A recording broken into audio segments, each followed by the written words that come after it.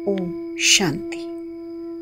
कब तक हम त्योहार मनाते रहेंगे? जिन महापुरुषों, महान आत्माओं, देवात्माओं की यादगार त्योहारों के रूप में मनाते मनाते युग बीत गए, क्या कभी उन जैसा बनने का विचार नहीं करेंगे? विचार करेंगे तभी उस त्योहार को मनाने की सार्थकता होगी। जन्माष्टमी के पर्व पर श्री कृष्ण के भक्त उनकी झांकियां तैयार करते हैं। कई स्थानों पर उन झांकियों को रथ पर सजाकर नगर में घुमाते हैं, परंतु वे ये नहीं सोचते कि उनका जीवन झांकियों के योग्य बना किस आधार पर है। श्री कृष्ण की झांकी देखकर हम अपने जीवन में नहीं झांकते कि हमारे जीवन में लगातार त्योहार मनाते मनाते कितनी महानता आई है।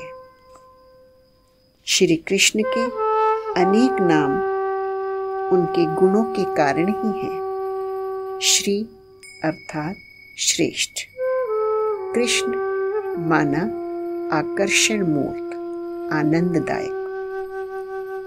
मोहन, मोह नहीं है जिसमें। मदन, मद यानी काम विकार नहीं है जिसमें। ऋषिकेश, जिसने इंद्रियों को जीता है। जनार्दन, जनता की कामनाएं पूर्ण करने वाला। इस प्रकार आज सब लोग श्री कृष्ण का गायन, पूजन, उनकी महिमा का वर्णन तो करते हैं, परंतु जिस सर्वोत्तम पुरुषार्थ द्वारा उन्होंने ये महानता प्राप्त की थी, उस ज्ञान योग रूपी साधना पर वे तो ध्यान ही नहीं देते हैं। श्रीमद् भागवत में लिखा है कि कृष्ण योगी राज थे। अब प्रश्न ये उठता है कि श्री कृष्ण के जीवन में किसी चीज का, वैभव का, वस्तु का अभाव तो था नहीं, फिर उन्हें योग तपस्या करने की या योगाभ्यास करने की क्या आवश्यकता थी?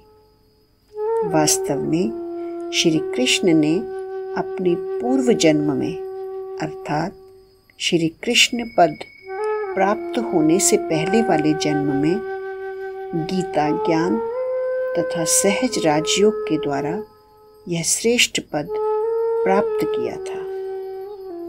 आज आवश्यकता इस बात की है कि हम अपने दामन में झांक कर देखें, कितने दाग धब्बे यानी बुराइयों से भरपूर हो गए हम, कितनी विषय वासनाओं से भरा हुआ जीवन है हमारा।